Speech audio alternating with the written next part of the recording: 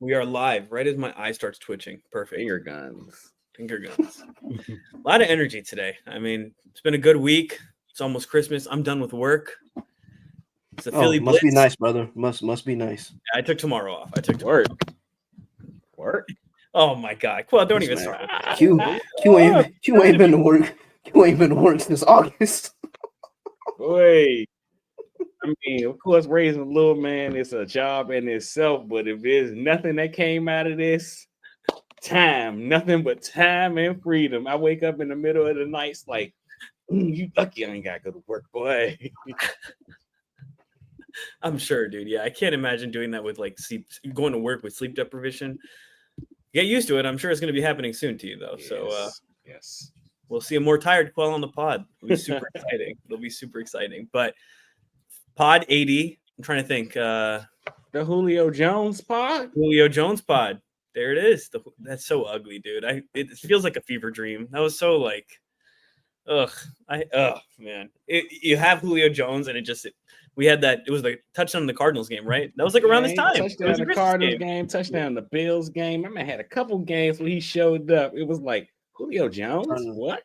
I don't remember what game it was. He had 2 touchdowns. I'm like, right. He's messing everybody's parlay up. You never know with Julio. He's not in the league right now, though, right? Nah, I can't remember if he retired or if he just chilled. He hasn't retired yet. I remember like there was some talk about him coming back to the Falcons or something, but the good yeah, old that days. happens. But the thing about the good old days, they the old days for a reason. Indeed. We learned with Djax. Came here, played one game, pulled his hammy first game every year. Brother. Shavin talk about that so often. Remember when he somersaulted into the end zone? That's what I was about to Shavin talk about that all the time. He's like, he caught a deep bomb, he scored, he somersaulted, and he jogged into the end zone. And I mean, he jogged into the locker room, and y'all thought he was playing, but I knew he was hurt. I'm like, that was brutal, dude. Yeah, I remember that, and I was like, oh, he's definitely. I knew. I was like, oh, he's definitely injured. I was like, oh boy. All my friends were like, no, he's messing around. I was like, it's done. But that was an electric. That was an electric play. Speaking of DJ and Christmas time, I think today's the 14th, or just is it 14th? Yeah, 14th anniversary of the Giants punt return. Y'all seen the pod preview or the pod? I don't know if I didn't see the pod. I saw the video. I need to listen to it. I saw it. It came up on my feed. And I mean, Djax, Eagles Commanders week. It all fits together. Look at that. It wasn't an off-base intro. I was planning this the whole time. Eagles Commander preview. Can we continue the winning? Can we keep beating Washington, who has 9 wins? We have 10 wins in a row. Sorry for all my Commander fans friends. Just let y'all know. I think this will be a better game, though. Jaden Daniels seems like he's in better shape. Their team seems like it's meshing a little bit more, even though it went downhill. It seems like they're kind of coming back. There's signs of brightness. I'll put it that way. You got Marshawn Lattimore at you playing. I'm trying to be nice, Quell. Listen, it's the intro. I get it. That's why I said that. It's just like this was one of the strangers, and I mean, of course, we're getting to all this when we preview the game, but this is probably one of the stranger previews or work that I've done throughout the week trying to preview for a game, and it's like maybe they're good, maybe they're bad, maybe they're good, maybe they're bad, but I do think it should be a better game. I don't know. I think it'll be a good game for sure. And then you have Marshawn Lattimore playing too. They had just traded for him before that last game, and now he's actually playing. So those matchups will be fun. He's always just talking smack. So it'll be a good game. What are we thinking, guys? How do we want to start this off with a preview of the offense versus the defense? You guys want to start with the defense first versus their offense? I think we can start with their defense versus our offense. Well, no, injuries. I'm sorry. Right. I was about to say, you want to run through the injuries first? Yeah. So for Washington, tight end John Bates, he did not practice Wednesday or Thursday. He's battling an illness. Right guard Sam Cosmi, he has not practiced all week. He's also battling an illness. Dante Fowler, he was a full go on Wednesday, but he didn't practice on Thursday. He's dealing with a groin injury, but it also says rest. So Jonathan Allen, I think they activated him off IR, right? This week? Yes. Yeah. But he's been limited all week with they activated him. I think it was yesterday. He's been limited practice for the last 2 days, I believe I seen. Yeah.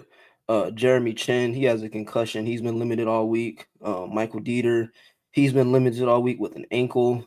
Zach Ertz, he didn't practice on Wednesday. He's been limited. He was limited today on Thursday. He also has a concussion. Cleveland Farrell, he's been limited all week with a knee injury. Luke McCaffrey, he's been limited all week with a shoulder injury. Deron Payne, he's also been limited all week with a back injury. And kicker Zane Gonzalez, he didn't practice on Wednesday, but he was a full go on Thursday. He's battling a left foot injury. So their injury report is kind of CVS list of injuries. Facts. Yeah. For the Eagles, AJ Brown, he was limited today with a knee, and I think it was just a rest day. Sidney Brown, he was limited. He has a concussion. Landon Dickerson, he was limited today. Also just a rest day. And Bryce Huff, who they just activated off of IR, he was limited today with a wrist injury. So from everything I've seen about just a few guys that you've named, Bryce Huff, he was, like you said, limited, but he still had the big cast on his hand. So interesting to see if or when they do basically bring him back into the fold. It could be a situation where they just maybe want to get him a game or two prior to the playoffs to get him ready, get him back in the swing of things. So we'll see how that goes. So let's start there. Bryce Huff, they activated him off IR. Like you just said, he was limited today. How do y'all think he fits into the DN outside linebacker rotation? Because I mean, we all know Nolan Smith, he's come on. Jalix Hunt, he's come on. Josh Sweat, he's been his usual productive self. So with Huff returning, how y'all think he's gonna slot in?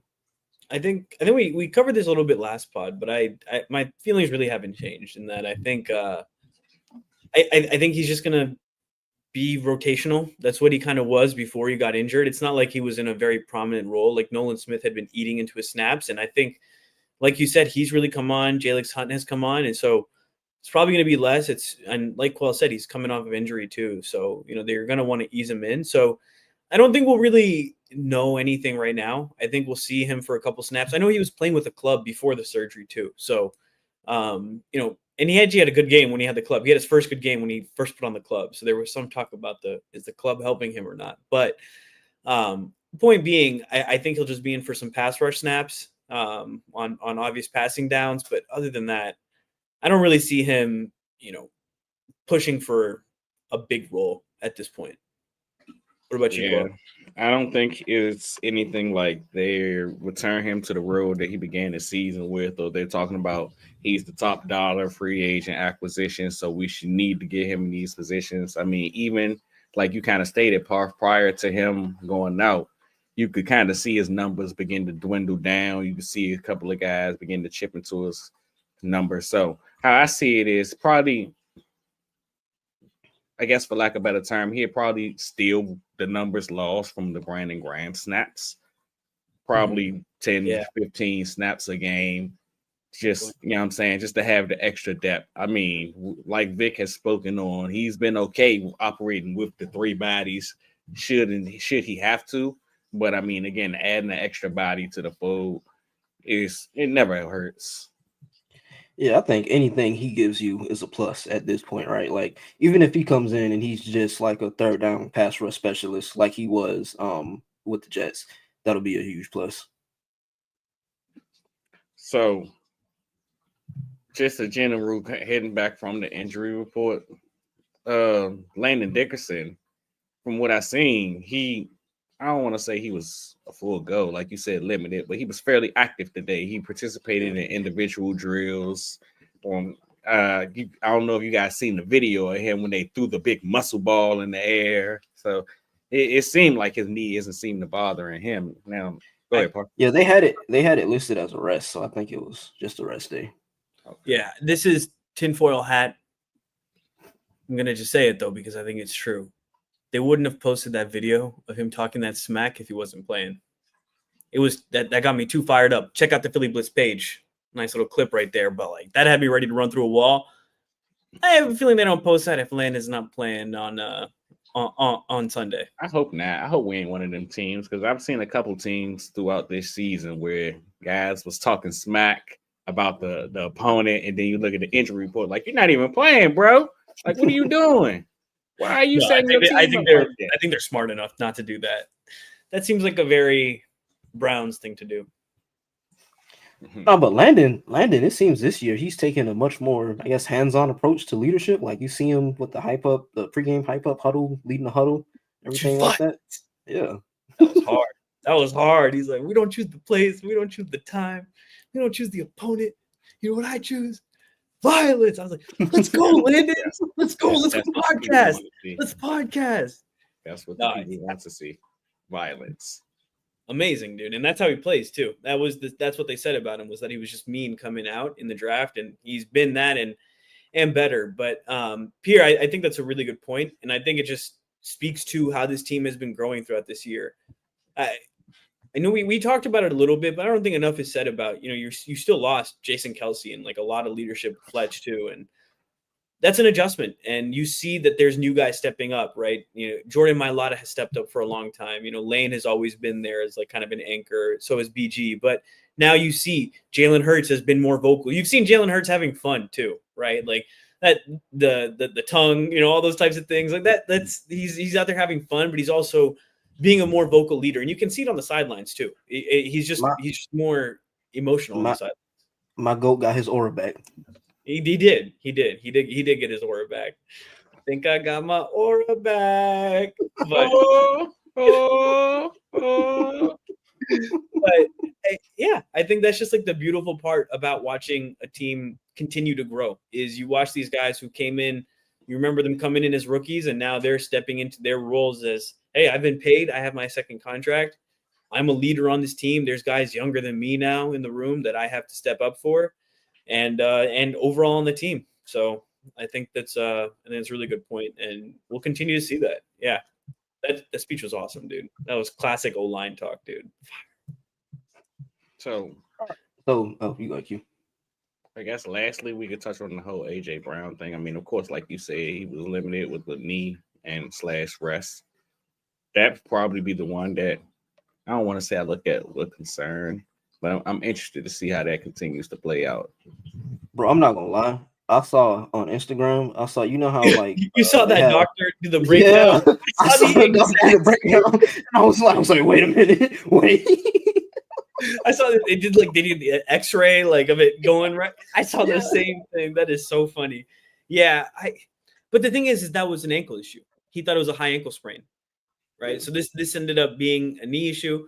I don't know. I probably tend to think it's rest. I mean, how many days did he miss this week? Did he miss a lot more days? I haven't really been. I think this was he got rest on Wednesday, but I mean, you can't really comment on that because a lot of people got rest, and then today he was the limited participant. So that's why I say it's interesting to see. Yeah, because even when you look at a guy like Saquon, who we thought was pretty banged up in the Steelers game, but he was a full participant today. So, but to push back on that, I don't think Saquon was as injured as we thought. He seemed ready on the sideline, like he wanted to go. I think they were like, "Hey, ball's still moving. We don't need to necessarily play you right now. Kenny's playing well too." And AJ finished the game, right? It happened later in the game, but AJ did finish the game. So I don't know. It'll be interesting to see. But yeah, definitely something to keep your eye on because 2 days in a row with no practice. Yeah, even if everybody didn't practice yesterday, him not practicing today is definitely interesting. And so while we're on the topic of injuries, Jalen Hurts, I think it's his left ring finger? Yeah. So we had to cast on it, and then I know post game he said like if it shattered, it shattered, and I know the reports were it's broken. So I mean, like, what do y'all think about that? I know he talked about in his presser. He really is. He talked in his presser this week about how it's impacting him, and when he's carrying the ball, he can't really carry it in his left hand or left arm. Me personally, I don't understand why you put that out there, but to each his own. But yeah, what do y'all think about that? I mean, Jalen Hurts. He kind of got to add to the say the word, Pierre. The aura, his lore, the legend. Aura lore. But I mean, make it look better. Like, yeah, I'm out here cooking. I mean, we out here complaining about Patrick Mahomes getting mild high ankle sprains every other week. Man, that's fake. That's fake. It's fake every year. Hey, what can you say? He was taking notes. He was taking notes. He another manufactured lore guy. Yeah, see, a high ankle sprain to push back. A high ankle sprain, you can fake it. Oh, my ankle hurts. Oh, I'll spat my ankle. Okay. Wrapping up your non-throwing hand when you're running quarterback and you got to put the ball in the outside hand in the outside hand when you No, get I the do sideline. think something's wrong You with know what I him. mean? So, but yeah, no, of course he's so extra. If it's shattered, it's shattered. It's probably like some sort of fracture.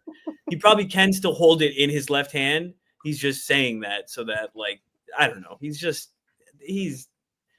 Yeah, dude, it's Jalen Hurts, man. We know at this point. We've been following his career for what, 4 years now. We know what comes with it. Yeah, and then he'll come into the press conference and make some comment about it. I think it don't look broke. Yeah, right. Like, oh yeah.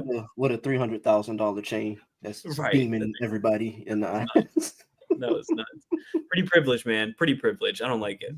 Hey, can we talk about that, bro? Can we please talk about that, please? We I know we're gonna get into the game preview, but we got to discuss this. Like, as an analyst of the game of football, what does pretty privilege have to do with on the field? Like, I'm trying to rationalize. Bro. I mean, you do use aura on the field. I ain't called a dude. I ain't called a dude pretty though. Parth ordered something though, but that conversation right there, stuff like that is kind of what he was alluding to. At least that's how I seen it. Yeah, like he could have used a better term than pretty privileged, but that's what I think he was alluding to. The fact that Jalen Hurts is there with the big chain on. Bro said, he said he could have I don't remember exactly what he said. I'm paraphrasing, but he was like he could have an average game, but he come to the press conference and bats his eyes. What are we doing, bro? Okay, brother. What are we doing? He walked into that press conference, sat down, licked his lips, and didn't say a word and just smiled. He did that exact thing. Bro, he licked his lips first too. It was nuts. It was insane. I was like, bro, like, come on, there's children watching. He's like, what y'all wanted to see? Man said, I'm bringing sexy back. Yeah. I'm crying, man. But hey, listen, if it works, it works. Who are we to hate? But at the end of the day, dude, it's talk TV. Well, it's not that he had his money on it's not that he had money on the Steelers. It's that his wife thinks Jalen Hurts is beautiful. So that definitely played a role in there in his vitriol right there for a second. I don't remember who tweeted it, but when they came back and it was like this, why you said that at Dominique Foxworth. That was crazy. I was like, she said that in front of this man. His face handsome already. Hater. You could just see the life going out of his eyes, bro. He's like, pretty, yeah. He's like, I hate this guy now. He's like, I can't wait for when I have a stupid press conference. Generational Dominique Foxworth, generational Jalen Hurts hate watch. Listen, cousin of Dak Prescott and his wife thinks Jalen Hurts is hot. He's got a lot of reasons. I'll start somewhere. Right. Let's get into the game preview. I got some stuff on the Commanders defense just to start here. Like you talked about, Parth at the top of the pod, Marshawn Lattimore, he's healthy. He played his first game for the Commanders last week. It's kind of empty, like he wasn't targeted versus the Saints at all. But just for the Commanders as a whole, they're primarily a cover 2 team. They mix in cover 3 and cover 6 a little, but primarily they're too high. Like we talked about on the first pod, I think it has a lot to do with how like the first few weeks of the season, they were kind of trying to run all these complex and advanced coverages. And they were among the worst defenses in the league versus now. I think they've taken a much more like simplified approach to their coverage calls or whatever. They blitz at the 8th highest rate in the league. Then in terms of some stats here, 25th in total DVOA, 24th in pass DVOA, 26th in rush DVOA, and 27th EPA per play. And I say these every week, but just to give people kind of a basis, just for why I say them. DVOA, it measures like how well the team performs relative to the rest of the league. And EPA measures how well the team plays on a play-by-play basis. So I think those kind of encompass how good a specific defense is. But I'll hand it off to y'all now.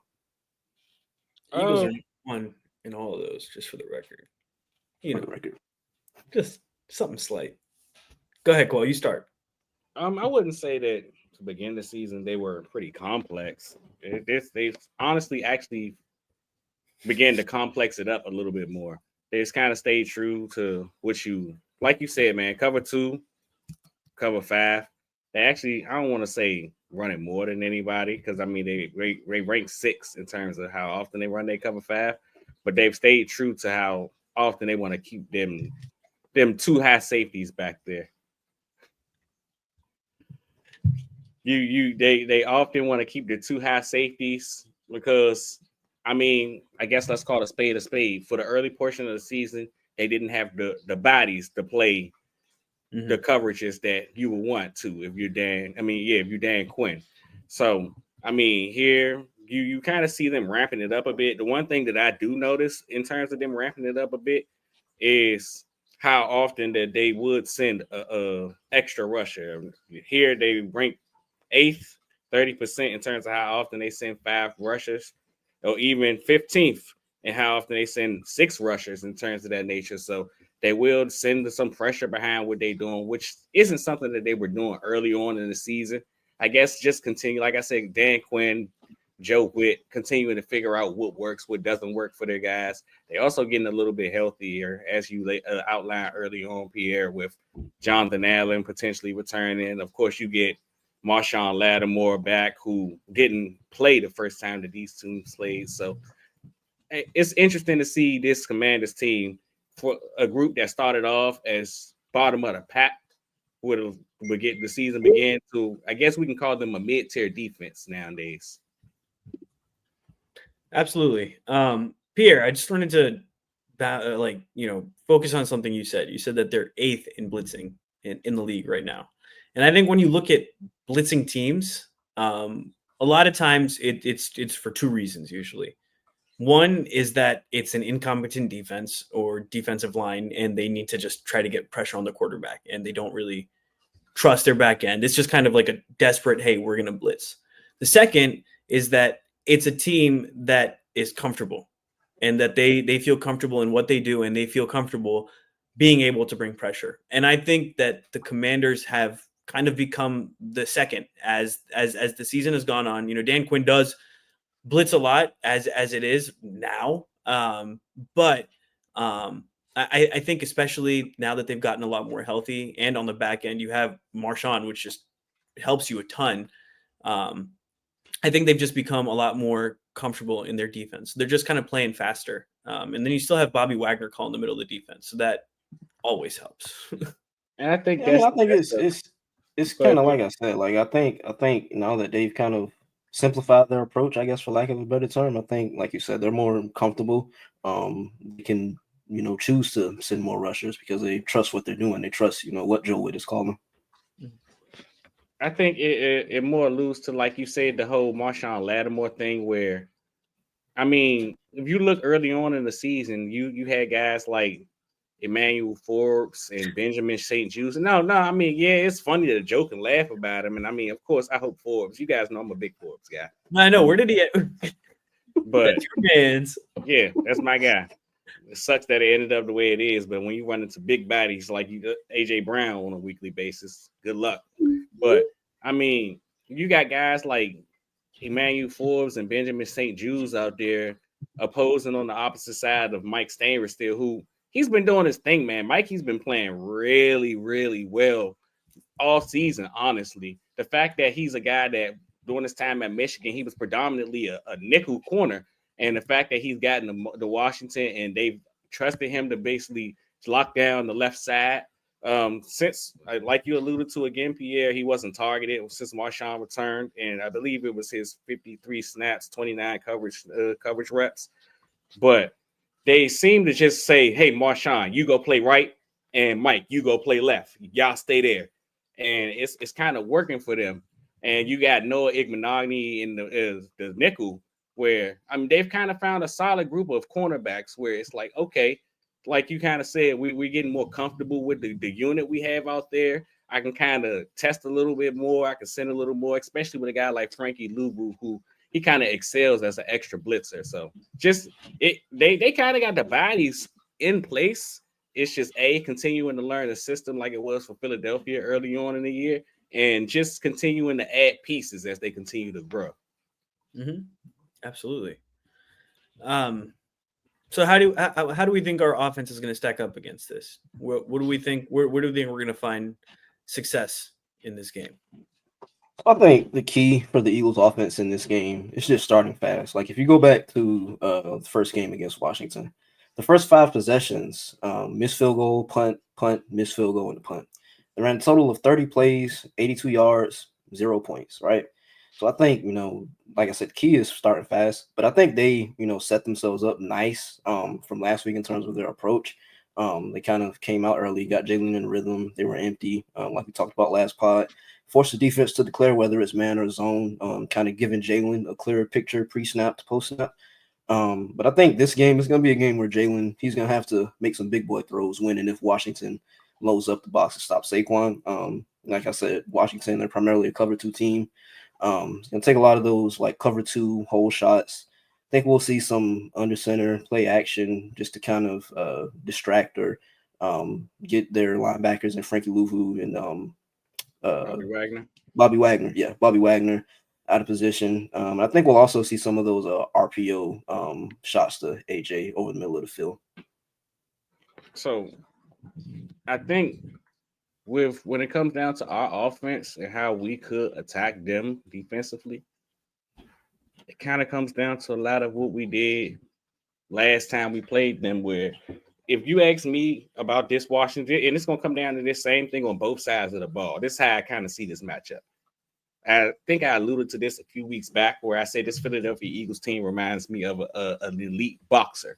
If they're going to spend the first 2 rounds feeling you out, it's not pretty, which is why we complain about first quarters all the time.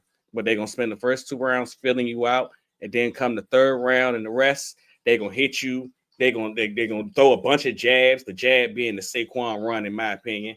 And then they may throw a couple haymakers, things of that nature.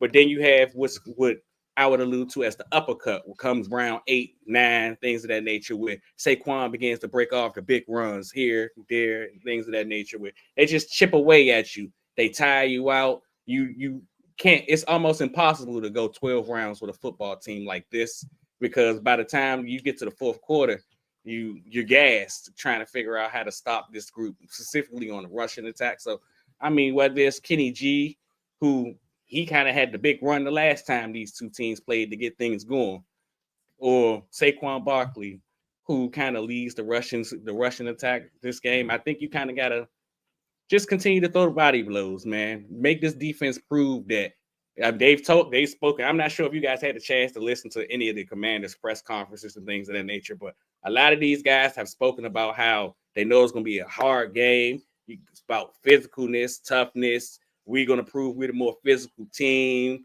You just got to be ready to go through the whole motion. We heard Brian Robinson. We feel like we're the better team. I'm about to say, I heard Brian Robinson say he thinks the Commanders are a better team.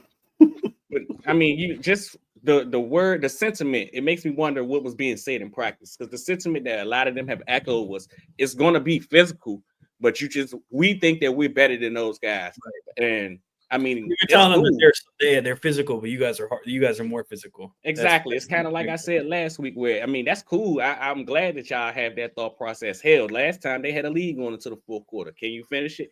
But that's the thing. Everybody has a plan until you get punched in the mouth.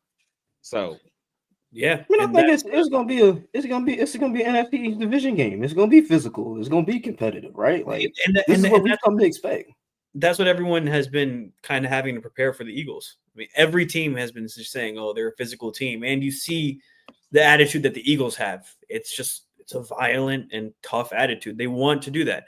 And where else do you get similes like this? The Eagles are boxers, and Quell's got like something for every type of punch. Come on. The Philly Blitz, come on, nothing like it.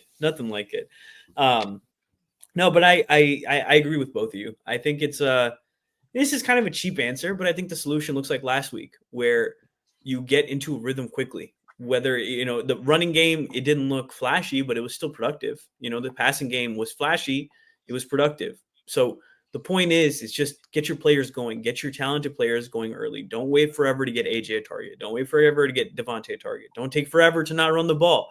It's possible to do those on the first drive and still, take the first 2 rounds to figure out your opponent. You don't need to just fully back off. You can take some, couple practice jabs or just kind of test the waters.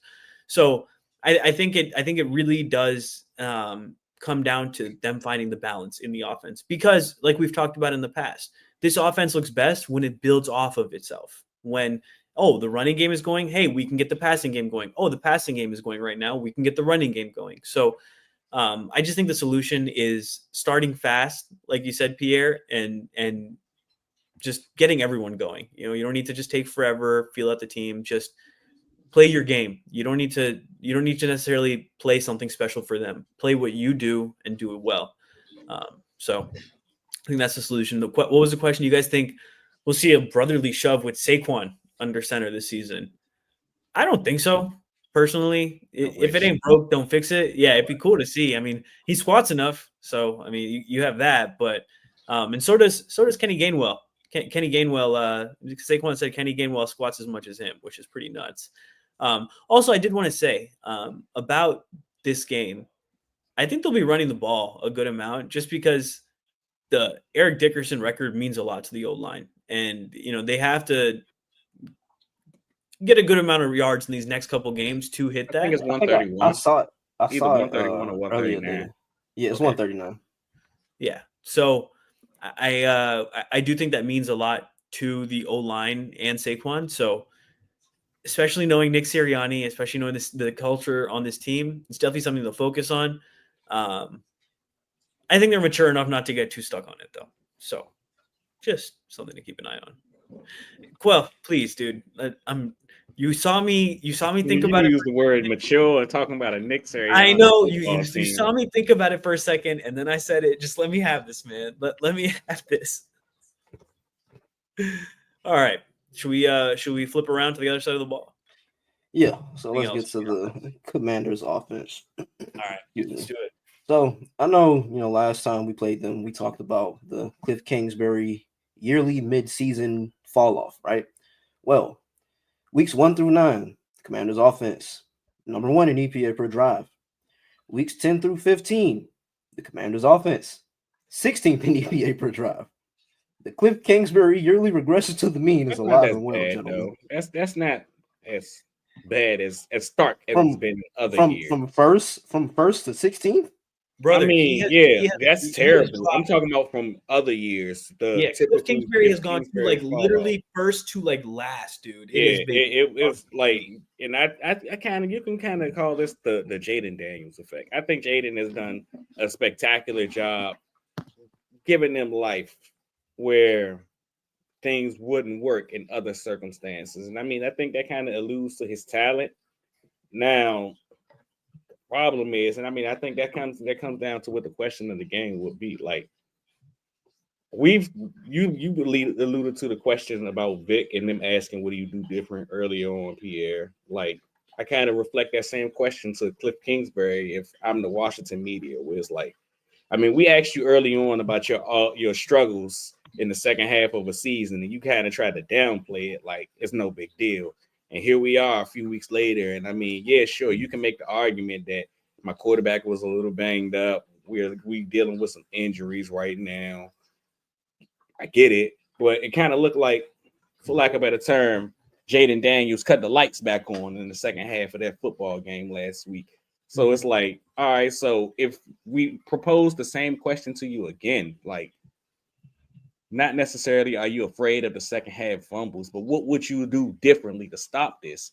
Kind of how do you go into this game if you're Cliff Kingsbury and say, I want to attack this Eagles team? To me, the obvious answer is to kind of like take the Carolina Panthers approach and like run the ball right at this defense, prove that we can do that. We know we're talking about a team that's top 5 in rushing attempts, but like I said, I don't know if it was last week or a couple of weeks ago. I just don't think a lot of teams got the personnel or the body to replicate this. And Washington, you would think, is a healthy Washington team does have the personnel to do that. That's the thing. And last time we played them, they used the 22 pony and things that they should. They had a lot of Austin Eckler. Jalen Carter had his first game. Exactly. No Austin Eckler. So they probably still will use Jeremy McNichols, but we'll see exactly if they do or don't. But just exactly how do you attack this Eagles team if you're Washington now, especially coming off how the last game played out? Yeah, you talked about Washington, their O-line, their health. I know I talked about it at the top, but Sam Cosmi, he's dealt with an illness. He hasn't practiced all week. It sounds like it's Last something week, going around the building. yeah, I think so. Yeah, That sucks, dude. Yeah. Such a Sixers thing. Such a Sixers thing. We're not talking about that team, but yeah, Brandon Coleman. I saw that message.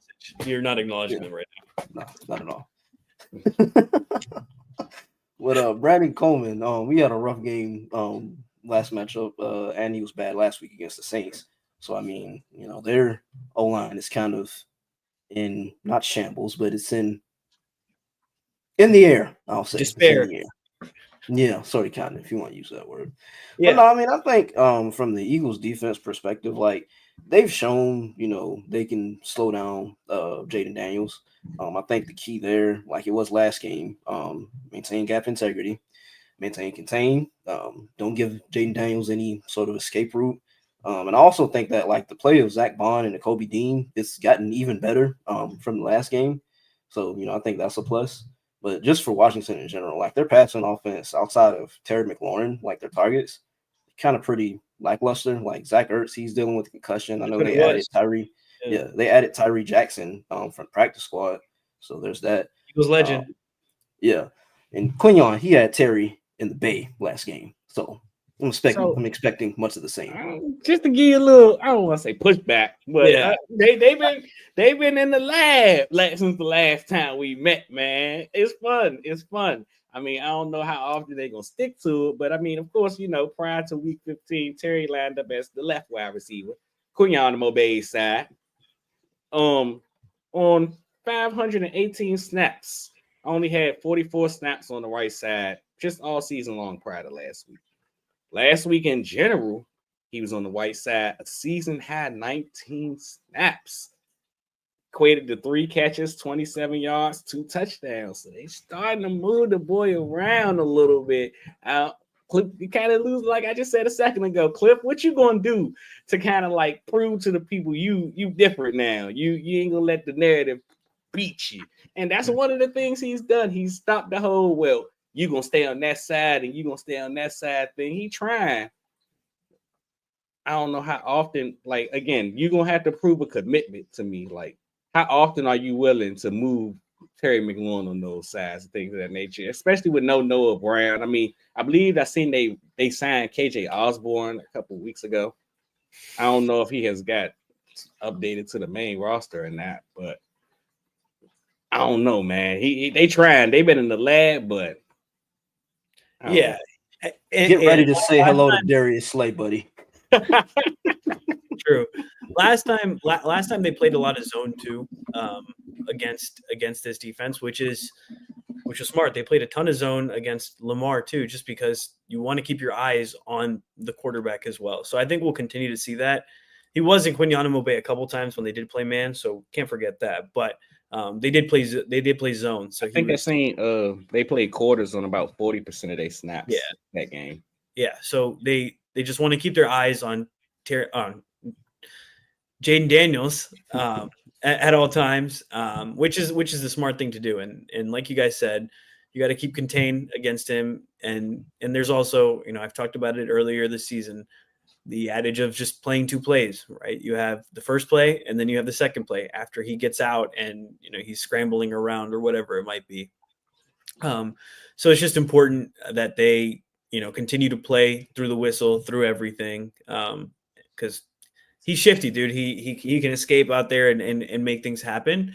And Pierre, you mentioned, the improvement of the linebacker play, but Jalen Carter has gotten way better throughout the season as well. And I mentioned it earlier is that was his worst game. The Commanders' offensive line has trended downwards and Jalen Carter has trended upwards. I forgot where I saw that. I think they seen they gave up 8 sacks to the Saints team last week. Exactly. I think they said that was the most Saints sacks since like 2020 or something like that. Like, gosh, that's crazy. That's crazy. It will be the first game that I will wear my Jalen Carter jersey. So Yeah. Locking in. I still You got to maintain crash out at some point during the game just for the Brother. hell of it. I crash out every game. Come on. I still maintain that having a defensive lineman jersey is crazy, Parth. It is. It is. Listen, my brother has had that 5-5 jersey for 6 years, and it might be the best purchase he's ever made. I respect it.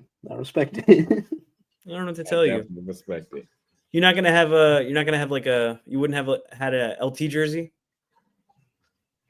No, LT ain't been an Eagle. No, I'm saying if you were a Giants fan in that time, you wouldn't have had his jersey. Oh no, I got man. He a Giants fan. He got LT jersey, so it's respectable. I mean, if you're a legend, then this is a future depoy. This is a future depoy we're talking about. Put some respect on his name. D-line jersey is crazy. The highest jersey is crazy. Okay, defensive line, complete fair game. All right, especially nowadays. This dude drops into coverage. All right, I'm saying he's not a linebacker. All right, get out of here. Get out of here with this hate, dude. We only wear skill position players, buddy. Nasty work. You're hating on the trenches. I tried to. The people are already rushing them, so I couldn't get one. But I tried to make me a Cooper DeJean purchase. I was going to get the white one because for obvious reasons. But they were gone. Parth hasn't mentioned Florida. Oh, sure. Why don't I mention Florida? Hey, suck it, Oregon. Suck it. All right. Eat a bag full of what, buddy. Oregon can. Dan Lanning. We can't have these Oregon conversations on screen because I would say nasty things that would get us banished to other places like Field Night. I hate him. Oh yeah. Two of them. Like as many as I hate Phil Knight, bro. Nasty work, dude. I hope you meet your the guy you need to meet without the national championship. That's all I'm saying. I agree. They'll never get it.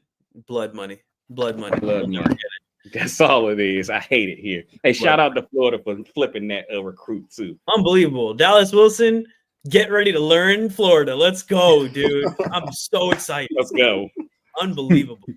I'm so excited. Number 2 receiver in the nation from Tampa, staying home. DJ Lagway's got a new target. Sign me up. And Gasparilla Bowl tomorrow. Chomp chomp. Thanks, man. Thanks One day at a time. One day at a time.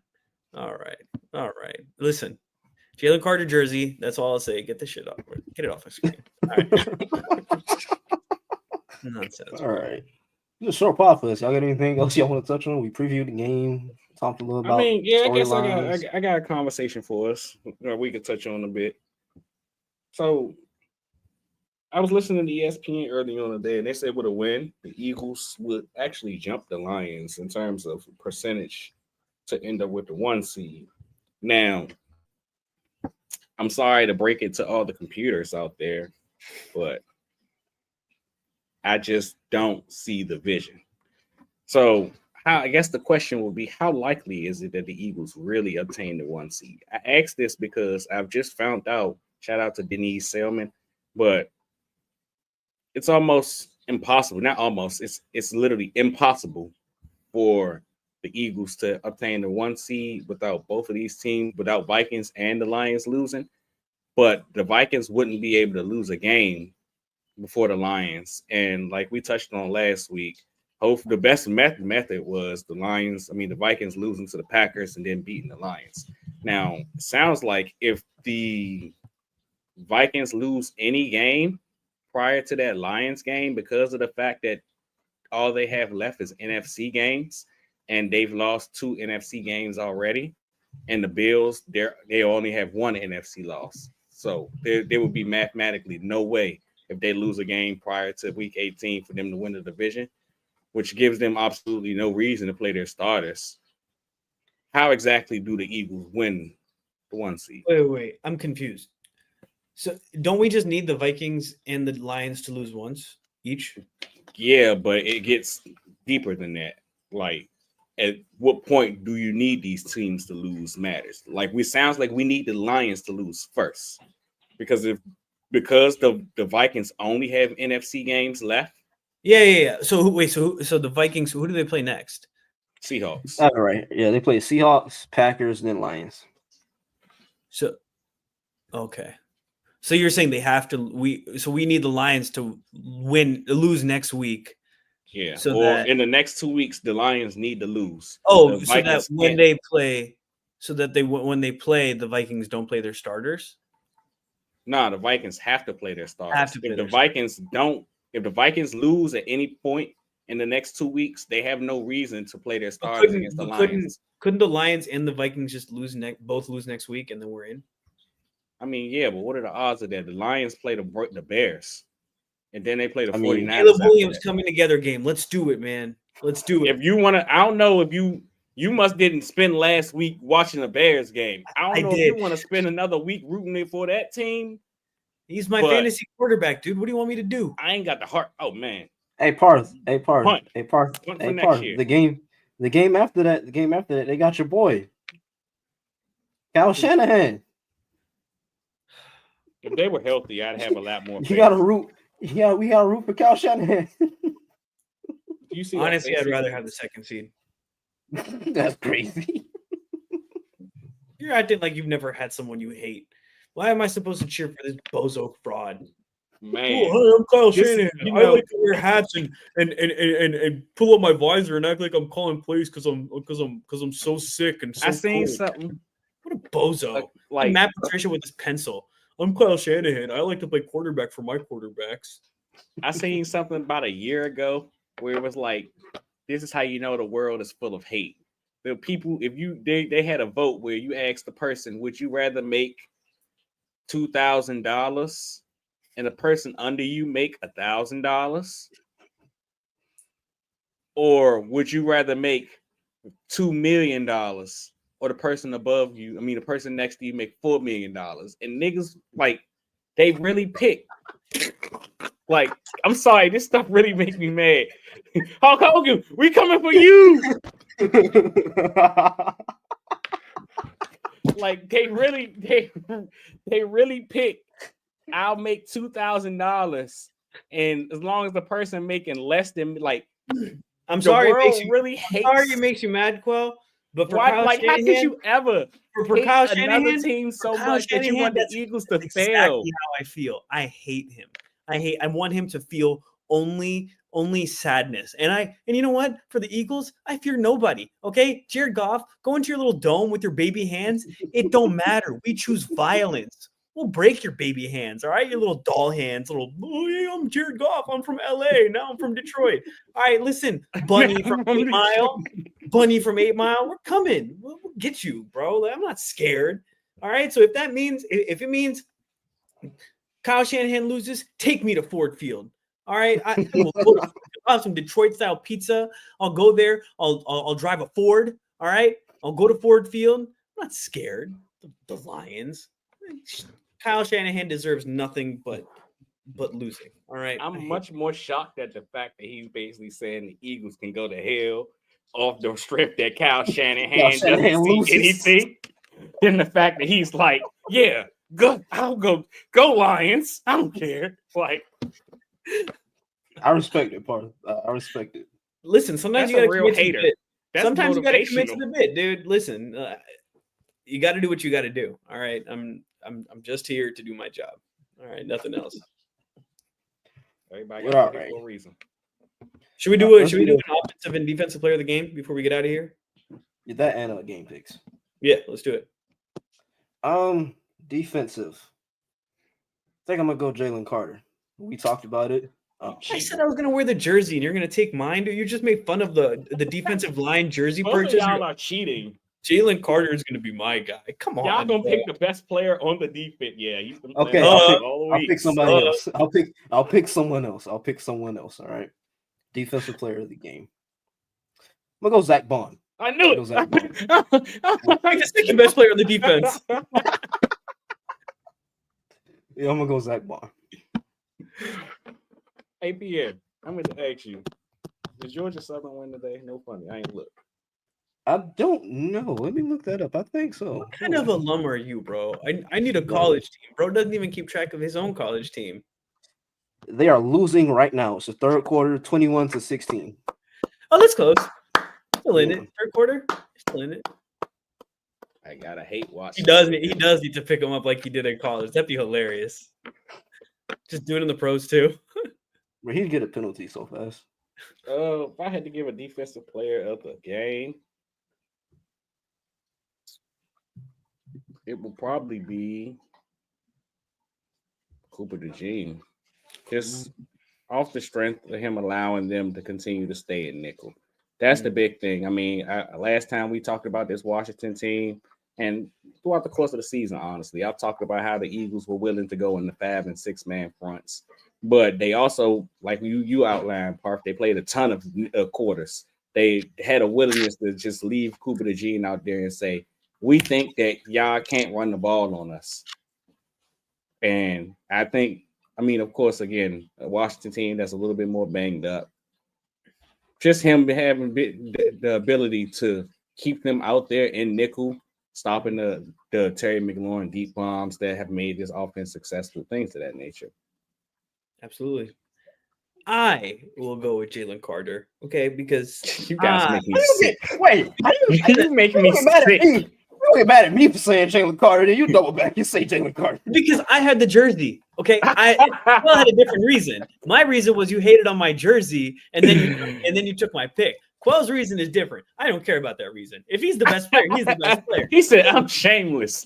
I don't care. I want the best player to be the best player of the game. Absolutely. No, but actually, have some guts. Pick Jordan Davis, man.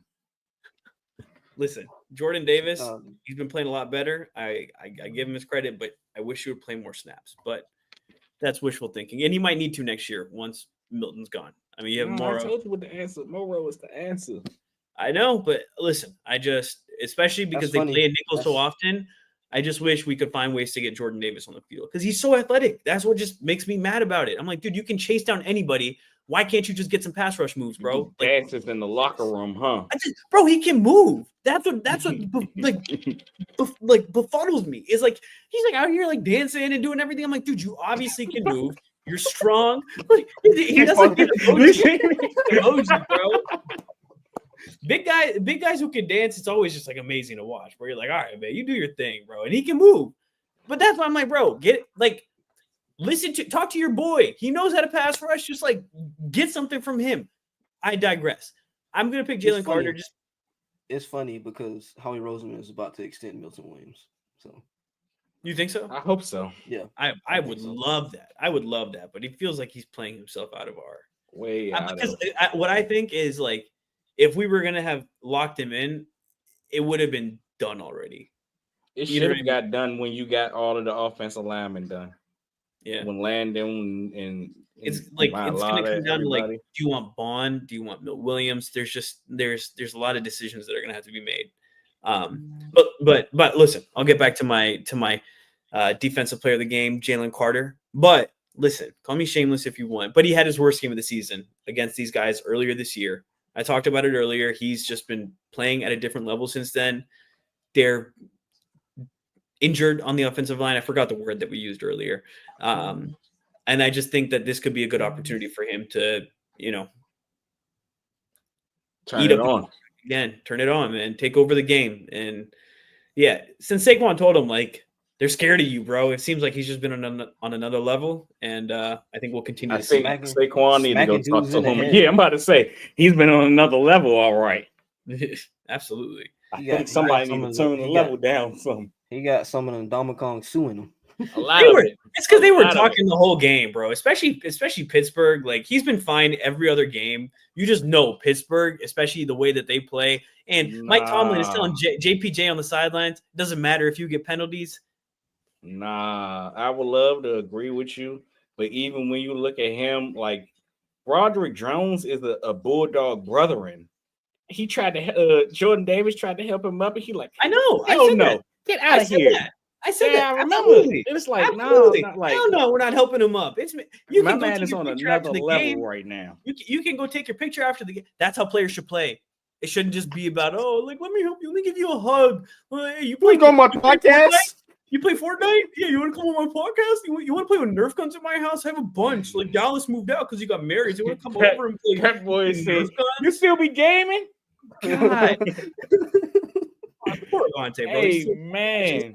I loved Devontae for a long time, bro. That was my guy. So, sorry. let's get an offensive player of the game, and then we'll get give your prediction too, and then we can get out of here. I guess offensive player of the game. Anybody we say is gonna sound like we cheating. You have no choice. You don't have a choice. You have to pick the same person every week. We know where your heart is. We know where your heart lies. Just say it. Jalen Hurts. We need to get a soundboard, man. And every time he says Jalen Hurts' name, he need to click something like, all right.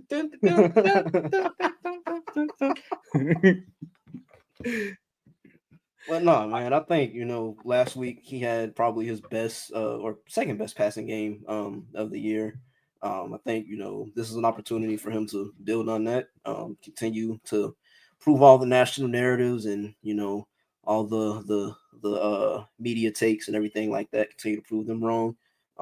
Like I said, I think this game is going to take some big boy throws from him when and if Washington loads up to stop Saquon. I think he'll be able to do it. I guess for me, I kind of piggyback off your Jalen Hurts, and I'll one up your Jalen Hurts for an AJ Brown. This is, I guess I can keep it a bean. This is personal to me. You guys know. I live in the area. Anytime it's Eagles Commanders, it just means a little bit more. But it means a little bit more because all you hear from a lot of Commanders fans is, but if we had Marshawn. And you keep seeing videos of what they continue to confuse as Jalen Hurts for some odd reason. Like he isn't a lot lighter, doesn't have a mustache and a big different number on him, where Gardner Minshew's throwing an interception after A.J. Brown clearly says, hey, he knows my route, don't throw the ball. But, context doesn't matter in this world nowadays. We just know that he caught the pick six and it was on A.J. Brown. And this is really the first time that these two have had AJ didn't play in the Saints game earlier this year. So it's the first time that these two have had the chance to thug it out since that circumstance. A healthy Jalen Hurts, a healthy Marshawn Lattimore, a healthy AJ Brown, assumingly. It should be fun to see, man. Absolutely. I'm going to go with Saquon. I know that they've gotten healthier on the D-line. I know that they're going to load up to try to stop the run. But this record means a lot to this old line. It means a lot to Saquon. He didn't have a good game last week. I think we see Saquon break off a couple runs again. I don't know, man. It just feels like he's so close to it, and he's in for a big game in one of these next two games. All right, game picks. I'll start. Like I said, I think it's going to be a really, really physical, competitive NFC East defensive game. Washington, they're 9-5, 7 seed in the NFC. Seattle, they're kind of on their heels at 8-6, and Falcons and Cardinals, they aren't far behind at 7-7. So they're kind of close to fighting for their playoff lives. Like I said, I think it's going to be a really competitive game. I'll go Eagles 28, Washington 23. That's a hell of a score. I probably would have took something similar. Talking about the Commanders team, 9-5, their best record through 14 games since 1992. 6-3 against the NFC, their best start since 2018. It's looking like a new world. Now, despite all this good that's going on with this Washington team, the one thing that stands out to me is the Eagles. They have a point differential of plus 32 against teams over 500. This Commanders team against teams over 500, their point differential is minus 33. How, again, I continue to allude to, how do you score points? How do you make this continually competitive? I just don't see a window, honestly. I think they'll keep it close. It was close into the fourth quarter last time. I think the Eagles come away on top 28-27.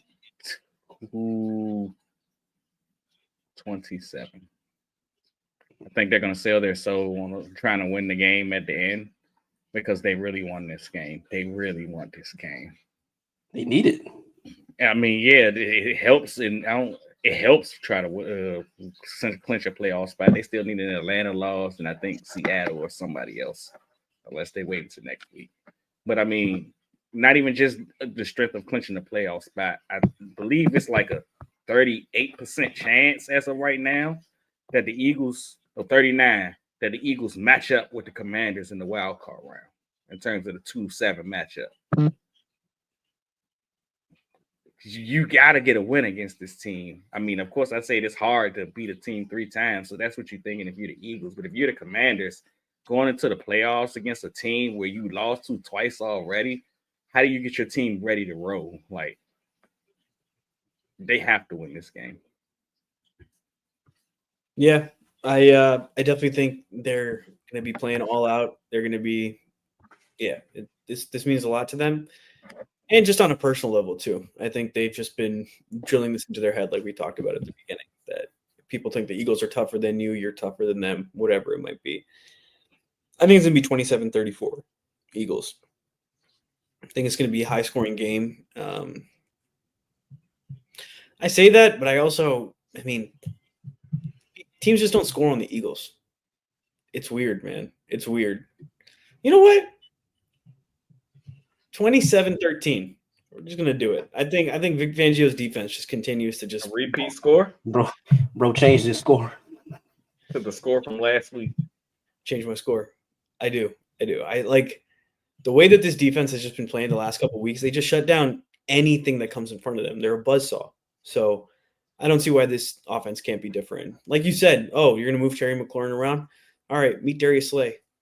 Like, I mean, I feel really good about where this defense is. So, yeah, 27-13. All right. I think that's going to do it for this episode. Thank you to all. We're at 64 right now, 64 of you who joined the stream tonight. We're going to post this as a pod. We'll have that up tomorrow. So for those of you that are listening on whichever podcast streaming platform you're listening on, be sure to leave us a like and a review. Rate us 5 stars on your mom's phone, sister's phone, cousin's phone, dad's phone, Parth's phone, Quell's phone, my phone. Apple Store phones. Apple Store phones. Well, yeah. Thank you to everybody who joined the stream. Thank you to everybody who's listening. Go Birds. Big 5 stars. Go Birds. In the stream.